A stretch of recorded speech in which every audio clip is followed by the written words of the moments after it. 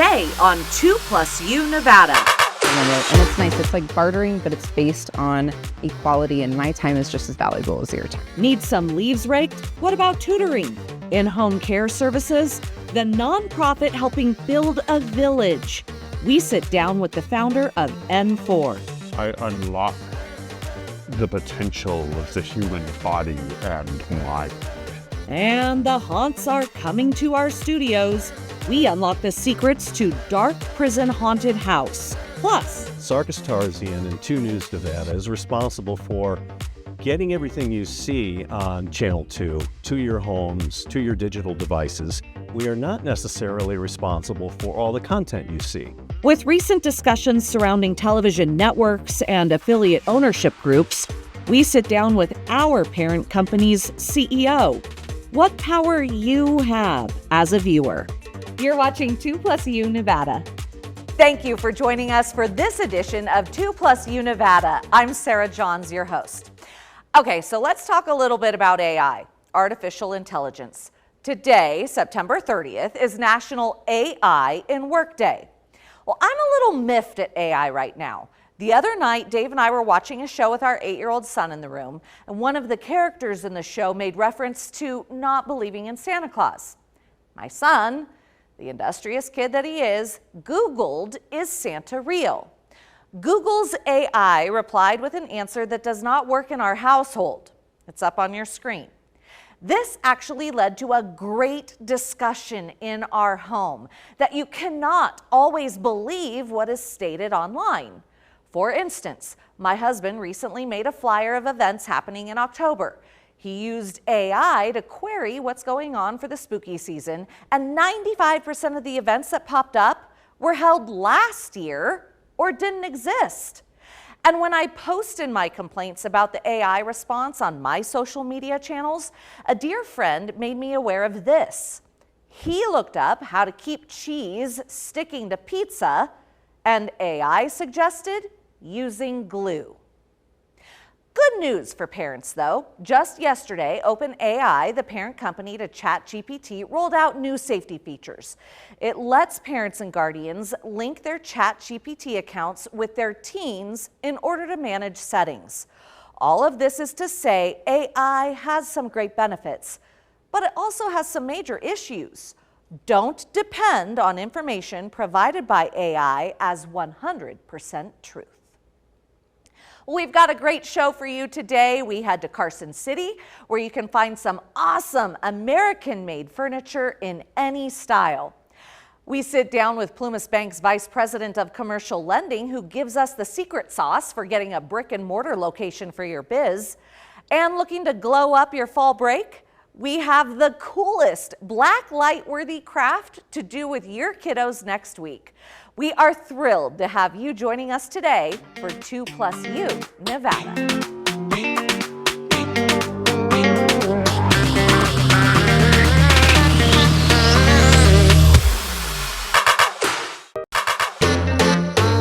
You are watching 2+U Nevada. Joining us this afternoon, Guinevere Clark with Dark Prison Haunted House.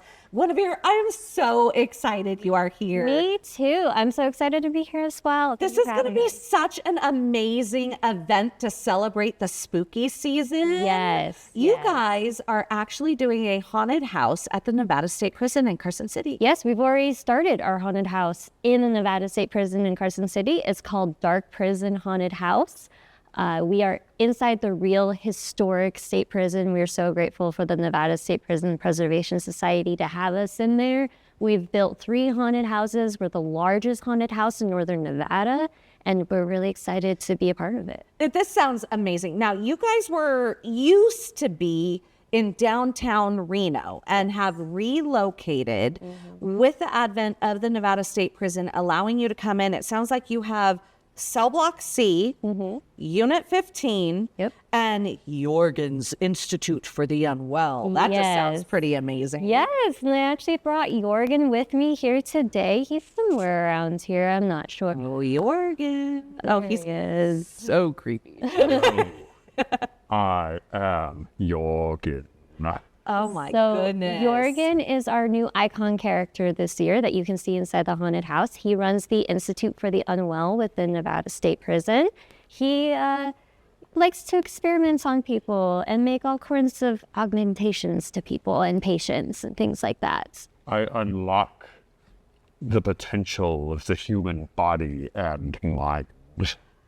This is so awesome. So now, another thing too, because you and I were talking about this. I'm a parent of 2 little kids, 6 and 8 years old, and you do have a special event for those who don't like jump scares. Yes. That's called Behind the Screams. Now, is Behind that the for Screams. younger kids, or is it still too a little mature? It can be if your kids really like horror movies and spooky paranormal things, then definitely. But if that's not your kid, then I don't recommend it. It's going to be 2 tours that you get. The first tour is with the Nevada State Prison Paranormal Team, where you get to see parts of the prison and hear stories of paranormal investigations that have happened at the prison.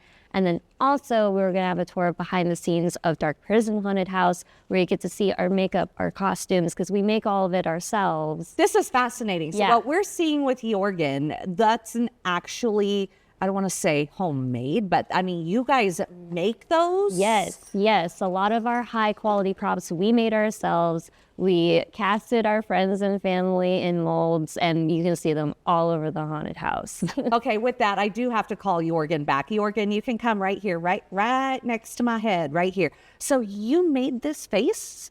Yes, one of our artists made everything that you see. Jorgen himself has all these contraptions that he's made inside the lab, inside the Institute for the Unwell as well. So if you come to the haunted house, you'll get to see all of it's made by local artists. All of us are different artists who do different things. Yes, that's what you can see when you visit Dark Prison Haunted House this season. And you have some special events coming up as well, October 5th. Yes, so Behind the Screams is happening October 5th, October 9th, and October 12th. I highly recommend it if you're a fan of the paranormal or spooky things, but you just don't like being jump scared, then this is for you. This is more historic. This is more getting behind the scenes of the prison and how we operate as a haunted house. You also had an event in May that helped prep you for this fall. Exactly, yeah. We had a Halfway to Halloween event in May where we sold out every single night. That was kind of our test run to see if we can do this at Nevada State Prison, because Nevada State Prison invited us into the prison to do this. It went so well that Dark Corner Creative and the Nevada State Prison Preservation Society decided, let's do a full season, 17 nights total. We've already started, so it's very exciting for us. And what I love about this too is you've said that teens and kids have even volunteered with their parents who've taken part in creating this whole world. Yes, we have some very dedicated parents. My dad's part of the haunted house. The co-owners' parents are part of the haunted house. We have volunteers who come in who bring their little ones sometimes and that act as actors. It's a whole family operation of local artists who just like spooky things and just want to make them happen. This is so cool. Well, I have to tell you, it's definitely spooky. It's a phenomenal event for folks who want to get out there and tour not only the prison, but also experience the prison in a haunted world. How do people get tickets? Where do they go? Yes, you could go to darkprison.com. That's where you can buy tickets to the haunted house. But if you want specifically Behind the Screens, which is our tour's not scary experience, that is darkprison.com/BTS Behind the Screens. Thank you so much. You are watching 2+U Nevada.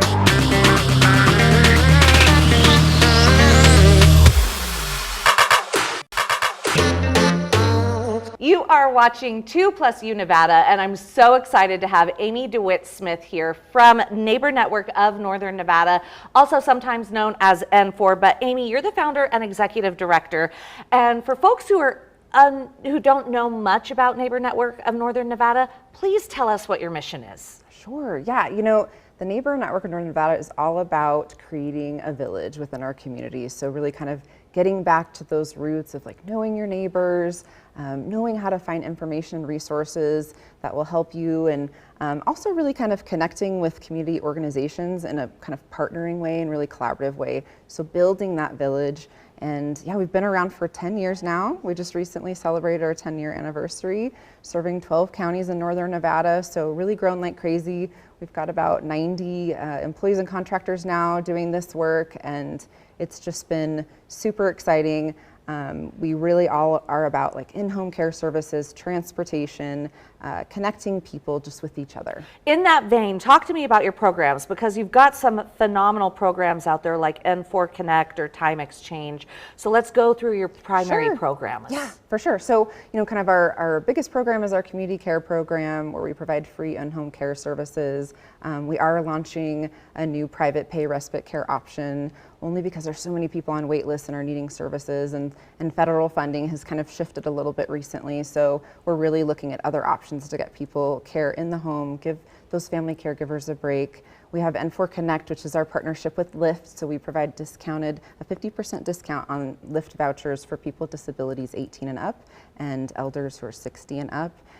We have our Volunteer Village program, where we connect with community volunteers, and then our Time Exchange, which is the program that kind of started it all, and that's open to anyone. And in the Time Exchange, a person can earn time credits doing something for someone else, and then use those time credits to get something they need. So I might walk your dog for 2 hours a week, and then bank that time and have somebody else teach me how to speak Spanish or give me a ride to the store.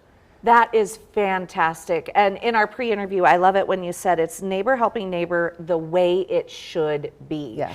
And we're both moms, we're both wanting our children to have grace and give to others. I mean, is that kind of where this birth idea came from for N4? Sure, yeah. I mean, I had studied this whole kind of village concept for years and wanted something to be more inclusive. So not just for older adults, but really anybody in the community.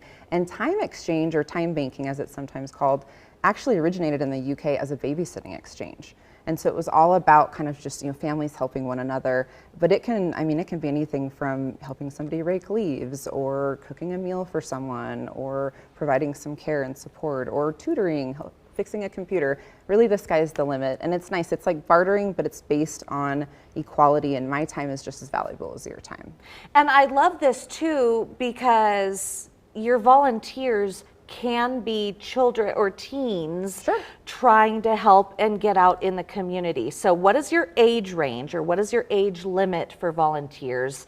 And then if students are looking for some sort of volunteer activity, how do they get involved? Sure. So, as long as a parent or guardian, provides some consent and signs that application, we definitely welcome students. So there really isn't an age limit. I mean, if a child is a little bit younger, it might be helpful to have parent with them, providing that support. But if they want to go to our website, neighbornv.org, we have an interest form on each one of our website or web pages there, and somebody will get in contact with them and help provide some more information on what they can do.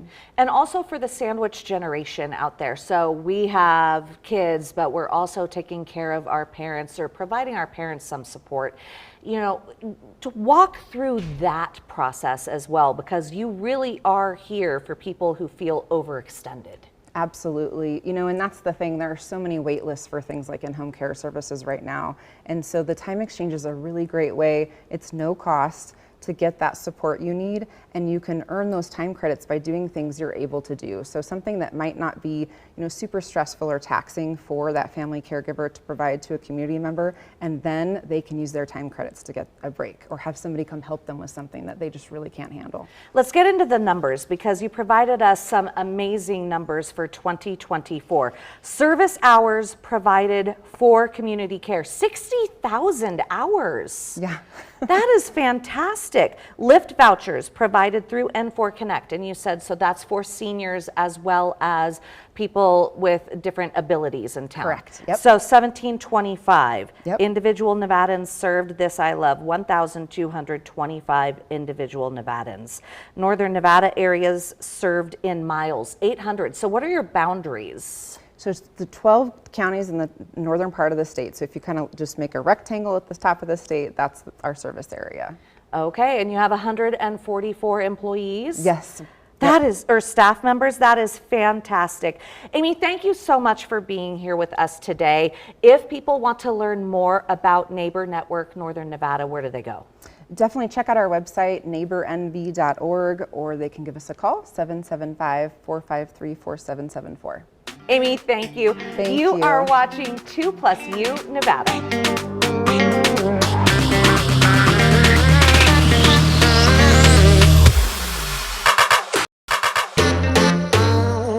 You are watching 2+U Nevada, and I'm here with the Matts. We've got Matt Baca, Senior Vice President of Commercial Lending with Plumas Bank, and then we have Matt Harris here with Street Commercial Real Estate. Thank you guys so much for being here today. Thank you for having us. Oh my gosh, so we are talking about commercial lending, commercial properties, especially for first-time buyers. It's important that they're working with a team, folks that they trust. And Matt, talk to me why it's so important for Plumas Bank to also have camaraderie with the actual brokers out there. Well, the biggest piece in it is a commercial real estate transaction can become overwhelming, especially for a first-time buyer. And that's why I think when you have these pillars of really a team that you can build with, whether it's your CPA, financial advisor, your lender or commercial lender, and then a strong broker or real estate agent, it helps you get across that finish line a lot easier, and it keeps the nerves at bay. It's a very stressful process, and that's where a strong lender and a strong broker come into play, and they usually work pretty cohesive to make it the best for the client. And Matt, how long has Street been in partnership with Plumas Bank? A couple years now. Yeah, we really like working with Plumas Bank and have closed some deals with them. And our clients have always been really satisfied with how smooth the transaction has gone and how open with information they are. And I think that's really critical to the process. From your standpoint, it is so important that your clients have the money locked in, and that is kind of a no-brainer. So why is it so important from your standpoint that anyone going into business has a good relationship and knows who their banker is? So the number one piece of advice that we give clients that are looking to buy, or even that are leasing, that are moving down that line, is having a good relationship with your banker helps you. They can help you align with your goals as an owner, and they could be out in front looking for ways to do that, including a purchase or investments or whatever you might need along the way. So let's say somebody's out there and they want to start a business, or they already have an established business, but they are currently a tenant and they want to get into the buying process. Where does a buyer start? There's a couple different directions you can go. What I would first do is go to your lender. You're going to want a lender, or you can talk to your CPA or attorney. You have to look at long-term goals, short-term goals. What are you looking to achieve at the end of the process? And that should direct you. Are you looking for a high yield return in the long run? Or are you looking for a quick turn on an investment short-term? So talking to a lender will help you identify if you're looking at an investment property, an owner-occupied property that you're going to be utilizing to operate your business out of. And while you are working actively with your broker to identify properties that you might be interested in. And what type of loan programs should people be looking at specifically based on those specific needs? So if you are looking at it from an investment perspective, and it's going to be, and that could be an investment industrial building, multifamily, maybe office space, you're going to be doing something just conventionally with the bank. If you are owner occupied, where you're operating your business out of it, you have two options. You can go SBA, and a lot of clients use SBA 504 program, and then you can also go conventional with the bank. So I saw you nodding with SBA. Kind of give us your 2 cents on the SBA. Yeah, we love the SBA. It's a really great program for people that want to become owners and have a small business that really have identified the need to own. And it reduces the burden mostly on cost, down payment costs. And it's a great program that I think we encourage a lot of people to take advantage of. There's always a monkey wrench when it comes into this process, or at least somebody thinks it's going to be smooth sailing and there's going to be a document that is needed or something like that, right? So what should be expected during the process for those that you're working with? Paperwork. Lots of paperwork. In the beginning, just be aware of that. It's easier to rip the Band-Aid off and get everything going up front. Get the checklist, the due diligence you need to your broker along with the lender up front. That will make a smoother closing. You don't want to be in the 11th hour and then you're missing something that can change a credit decision. So being active, but also take the time and sit with your lender and broker to make sure you go through the time frame. I do that with Matt, where we'll kind of have a bullet point time frame for what we're expecting over the escrow period, and that way we're checking it off as we go through, and all parties are involved, and everybody feels a little bit better about the process. You know, that's amazing that you said that you two will sit down in the same room and go through this checklist. Should that be the standard and what your customers expect? I would say, especially for first-time buyers, for seasoned buyers or investors, it might not be necessary, but I think a hands-on approach and really digging in the weeds to answer the questions that might come up during that hands-on conversation is beneficial, so I do encourage it. All right, Matt Baca, Matt Harris, thank you so much for joining us this afternoon. Thank you so much. You are watching 2+U Nevada.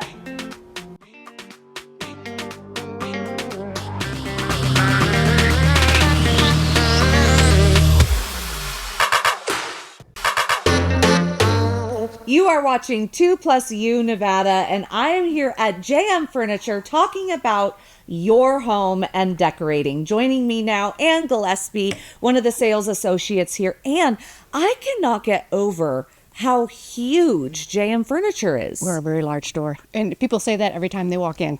Oh my gosh, this is such a big store. It's deceiving. You know, you just park and you're walking in going, oh, let me see what I'm going to find. And holy cow. We have a very large store. We even have an upstairs. You do. And you cater to all different types. Like I was walking through and saw modern clean lines, and then I also saw rustic cabin, and your customers range as well from the city of Sparks all the way to Tahoe. Yeah, they do. The cabins to the big ranches to the executives. Yes, we try to have it all. So tell me about the type of customers that you are helping and why you love helping the customers. Well, I've always loved helping customers, and we get some great customers.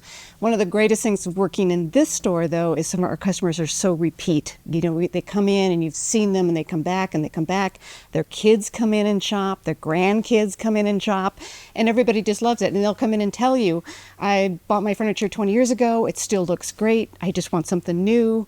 Or we do get a lot of people who are just moving to the area, and that's kind of fun too.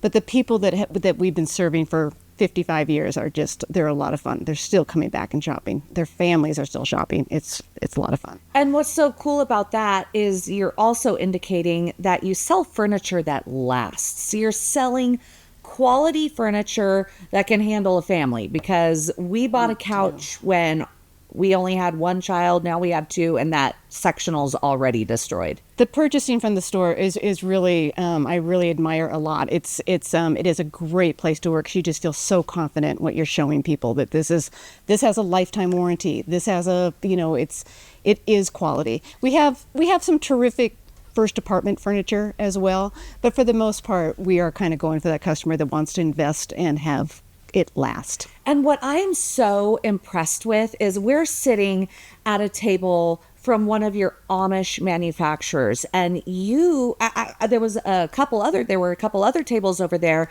and I was just drooling over them, and they were from an Amish manufacturer, and it's a different one. So you're very honed in. We are. And have manufacturers from Amish country. We do. And people want the solid wood. You know, they want the real deal. So it's what you offer them for that customer. And it's so high quality, like the naughty wood and the tables. We'll get some video of it. The tables that I was thinking of, they're coffee tables that have this awesome like Lake Tahoe vibe to it.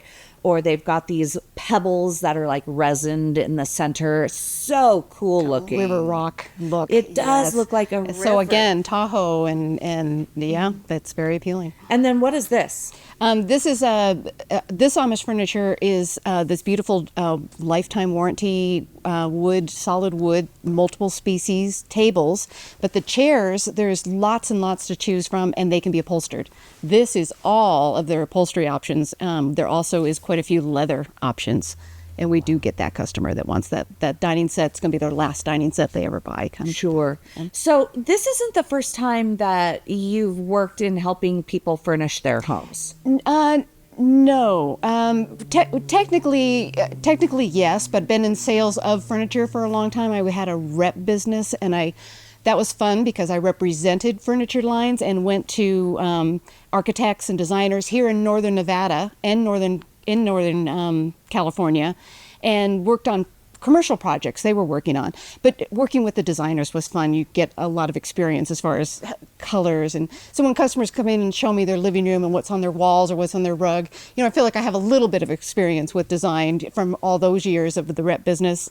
Slipped into the office furniture world for a long time. My husband owned a business in the Bay Area. Went to work with him for a lot of years. That was a lot of fun too. Not as much fun as home furniture, but it was good quality office furniture. Was really excited when I moved here and had the opportunity to come to this particular company to sell office furniture because of all the great features it has. What is so cool too is JM Furniture is a locally owned furniture store. So when you are purchasing from JM, you are purchasing from somebody who lives in our community. And then what I loved is the employees have worked here for decades. Lots, yes. Our whole sales team is so experienced and so many veterans. I mean, between us, there's a lot of years of sales here in JM Furniture. And it says a lot about a locally owned company when the people on the floor have worked in this building for decades. 4 decades. Yeah, 4 decades. And our customers have been shopping here for decades. It is a testimony to the length of time this company has been here, over 50 years. It's a consistency and a trust that we have here, and they know we're going to take good care of them. And they know us. They come in and, oh, hi, and they know who we are. We know who they are. It's very different than most stores. We do know you. We do like you coming back to see us again. All right, and what's the address? We are at 3333 North Carson Street. Our phone is 775-883-3333, and you can check out our website, jmfurniture.net. You're watching 2+U Nevada.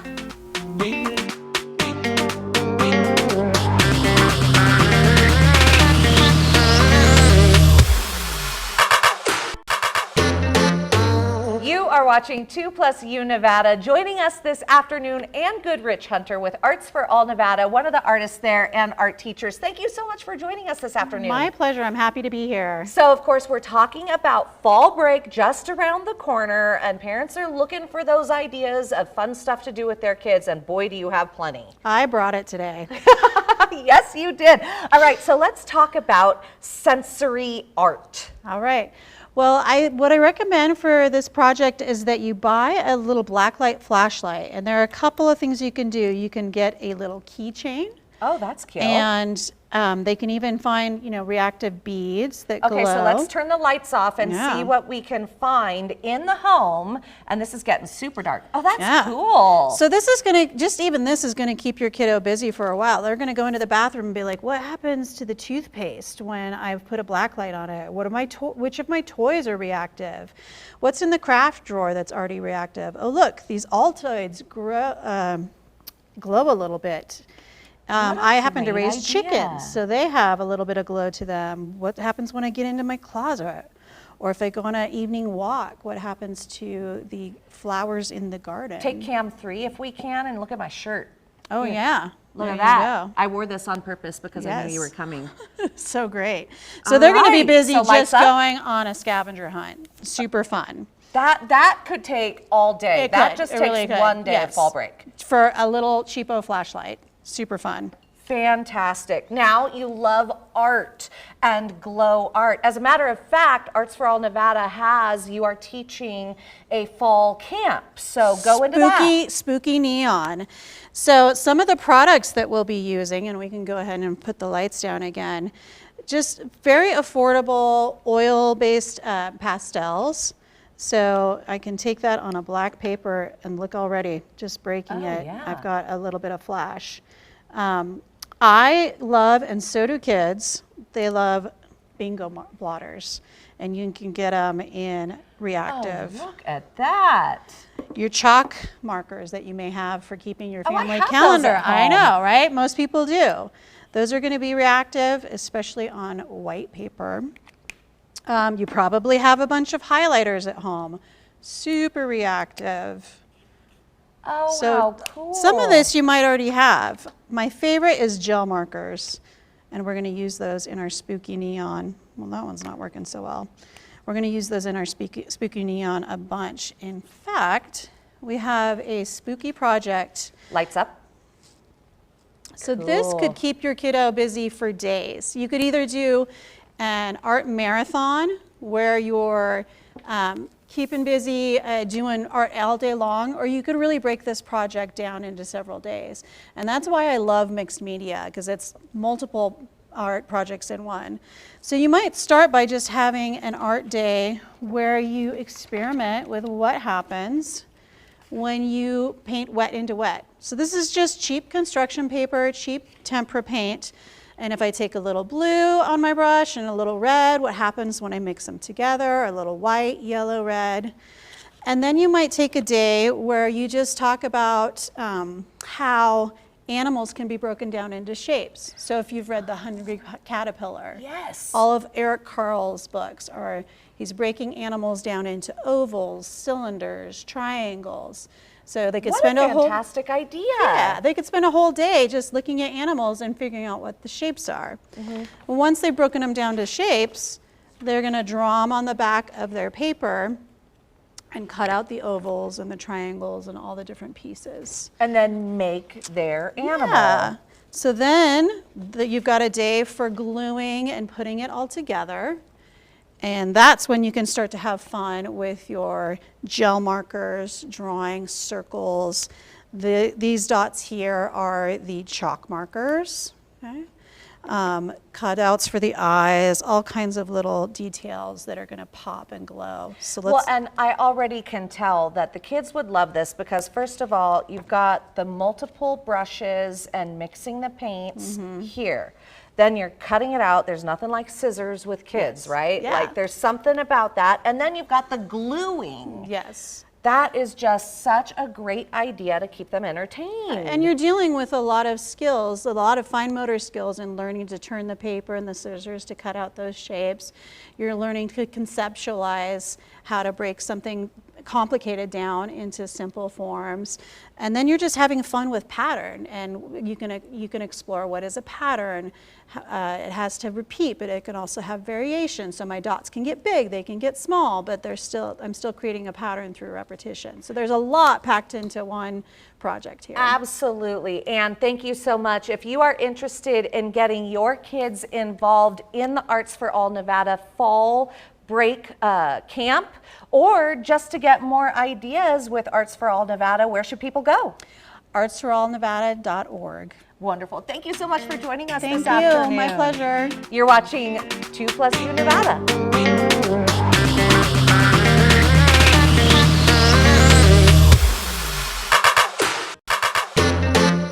You are watching 2+U Nevada, and I'm very excited to have Mike Kendall here. He's the co-CEO of Sarkes-Tarzian.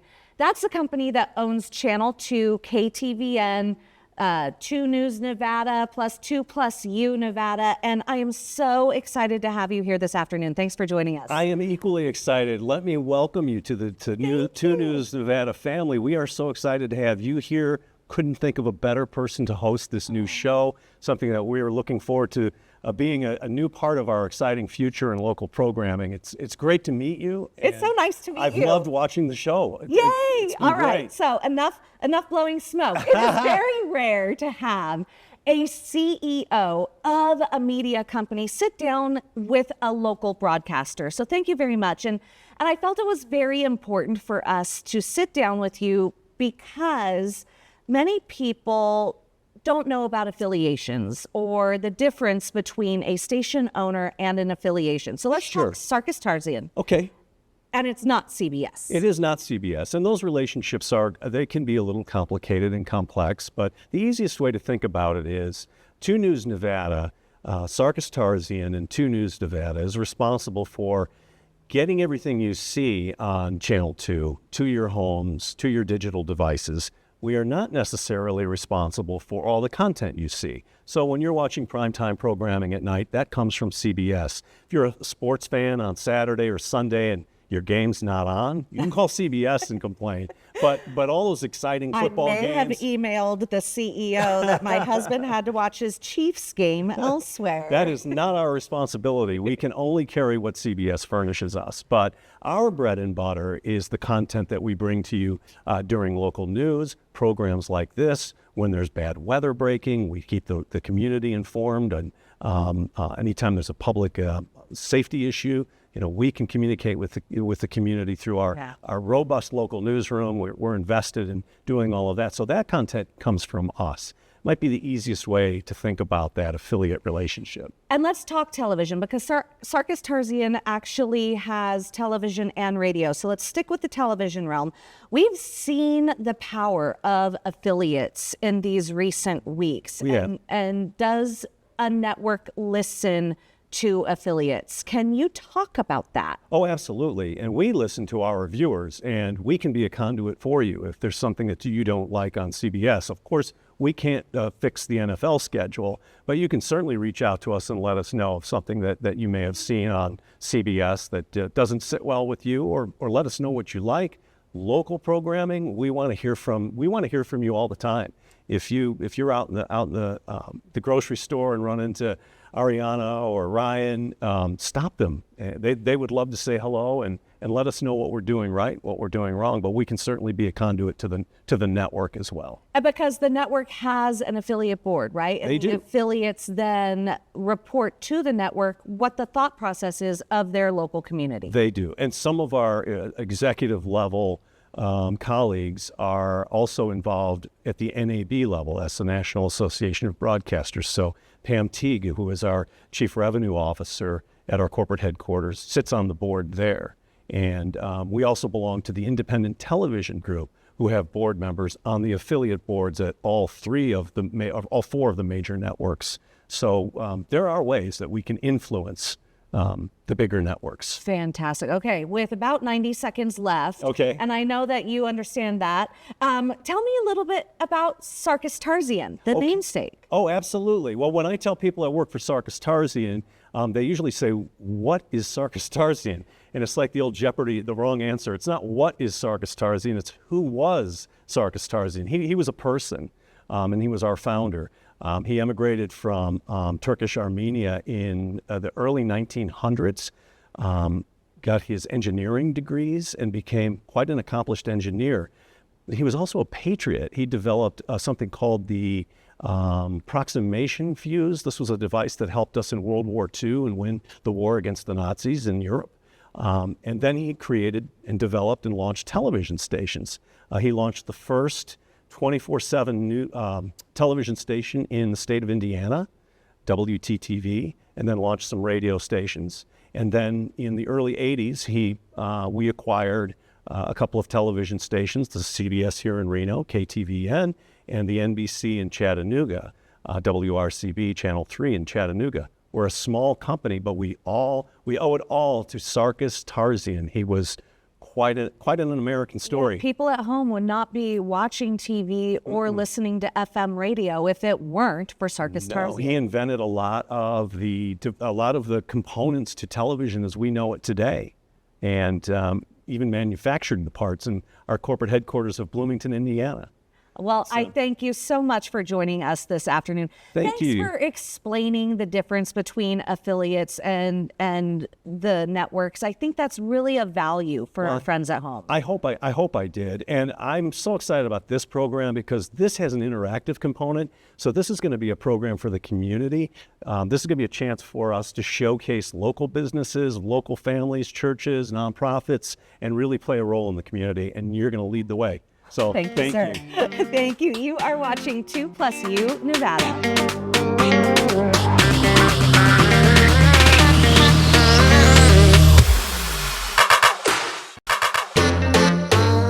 Each day here at 2+U Nevada, we are hoping for you to participate in our show. That's the Plus U part. On Tuesdays, we will have Tried It Tuesdays. So if you tried a recipe that you found on Pinterest, a DIY from TikTok, or if you try something that we highlight here on this show, send us your tries. Whether it turned out like a masterpiece or if it was a massive failure, like my family's Tried It Tuesday. Go on Pinterest and you see a ton of how-tos on creating easy-peasy sun catchers with broken crayons. So we grabbed our cookie cutters, parchment paper, and cookie tray. Supposedly, the easiest part is using a pencil sharpener to create shreds of your broken crayons. Honestly, it was such tedious work, my kids lost interest, and I ended up sharpening most of the crayons we used. Pro tip: separate your crayons into color-themed, reusable baggies. Next, put all your shredded crayons inside the various cookie cutters and bake at 250 for 5 to 10 minutes. All looks pretty good, but the sun catchers are opaque. There's no actual clear part, so the images from the web posts are quite deceiving. We waited about 10 minutes to let them cool off, and oops, look at that. Popping our creations out of the cookie cutters proved to get the best of us. They kept breaking.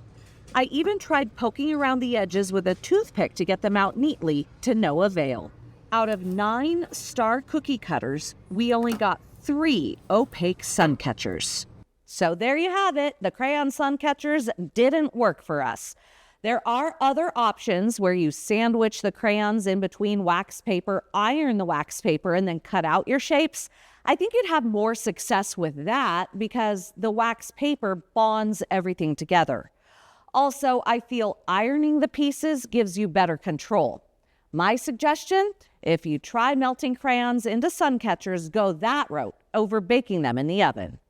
And that's today's Tried It Tuesday. Thank you for inviting us into your home this afternoon. We look forward to joining you every weekday at 3 for 2+U Nevada.